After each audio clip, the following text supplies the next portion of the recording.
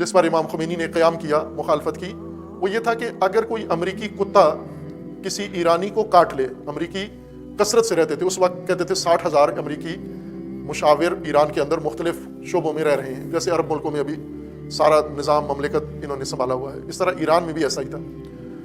اور قانون، تحفظ کا قانون تھا امریکیوں کے لیے کہ اگر کسی امریکی کے کتے نے کسی ایرانی کو کاٹ لیا اور ایرانی نے اس کتے کو جھڑک دیا یا مارا اس کتے کو، تو اس صورت میں ایرانی کو سزا ملے گی اور یہ امریکہ سزا دے گا اس کو، یہ جرم ہوگا۔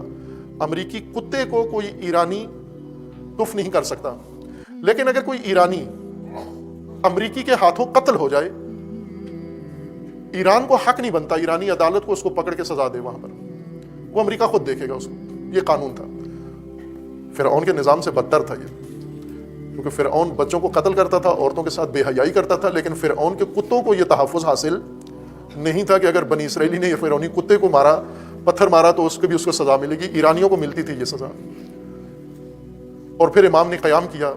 اس فرعون کو فنار کیا، ختم کیا، اور ان کے سفارتکار قیدی بنا لیے، ڈپلومیٹ قیدی بنا لیے ان کے۔ یہ ڈپلومیٹ 444 دن ایران میں قید رہے۔ ان کی آزادی کے لیے امریکہ نے ایک اسپیشل فورس بنائی تھی، ڈیلٹا فورس، اور اس کے لیے انہوں نے آپریشن رکھا، کمانڈو آپریشن، عرب ملکوں سے اور امریکی اڈوں سے ان کی اسپیشل فورس، جو پہلے کافی مدت 4-6 مہینے ٹریننگ لیتے رہے، اور پھر آئے ایران کے اندر، انہوں نے ایرانی فوج کے خیانت کاروں سے رابطہ، بعض ضد انقلاب سے رابطہ کر کے یہ آپریشن فائنل کیا، اور آگے یہ طبس میں مشہد کے قریب ایک صحرائی ایئرپورٹ پر یہ اترے رات کو، اور وہاں پر ایران کو خبر نہیں ہے کسی کو بھی، نہ پاسداروں کو، نہ انقلابیوں کو، نہ قیادت کو، نہ عوام کو، نہ فوج کو، بلکہ فوج کا ایک حصہ ان کے ساتھ ملا ہوا تھا۔ انہوں نے اس اڈے پر اتر کر دوسرے دن حملہ کرنا تھا، امام خمینی کی رہائش پر حملہ کرنا تھا، انقلابی قیادت پر حملہ کرنا تھا، ان سب کو ختم کرنا تھا۔ اور یہ انہوں نے پورا نقشہ بنا کے، مطالعات کر کے، موسم کا جائزہ لے کر یہ سب کچھ انہوں نے پلاننگ کی تھی۔ لیکن جب اس اڈے پر اترے تو رات کو ہی، جب آپریشن کا وقت قریب ہوا، اس سے تھوڑا سا پہلے رات کو آندھی چلی، ریت کا طوفان، اور وہ جتنے طیارے اور ہیلی کاپٹر لے کر آئے تھے وہ اڑے بھاگنے کی کوشش کی کہ طوفان سے کسی طرح بچ کے نکلے، تو آپس میں ٹکرا کے آگ لگی اور سارے مارے گئے وہاں پر۔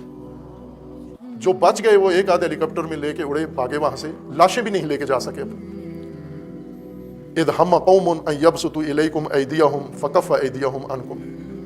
اگر تم توکل کرو، تقوی اختیار کرو، تو بڑے ہوئے ہاتھ خدا کاٹ دے گا تمہاری طرف۔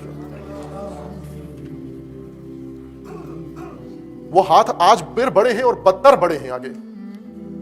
آج پھر سارے زد میں آ گئے ہیں۔ لیکن مسلمانوں نے جو کمزوری دکھا دی، آج خدا کا قانون، میں نے پہلے کہا تھا کہ اللہ کے ارادے جزئی نہیں ہے کہ فوراً حادثاتی طور پر آج ایک واقعہ ہوا، آج ہی اللہ نے اس کے بارے میں فیصلہ کر لیا۔ اس طرح کے فیصلے اللہ کے ہاں نہیں ہیں۔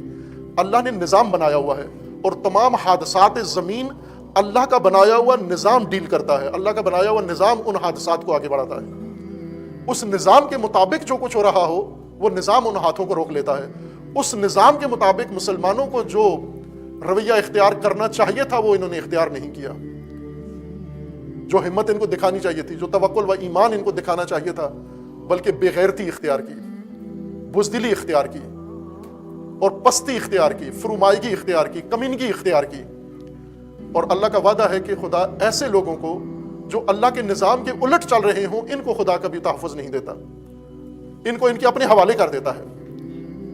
ان کو اپنے پیشواؤں کے حوالے کر دیتا ہے، سیاستدانوں کے حوالے کر دیتا ہے، حکمرانوں کے حوالے کر دیتا ہے۔ اگر اللہ کا راستہ اختیار کرو، پھر اللہ نے یہ حفاظت تمہاری کرنی ہے۔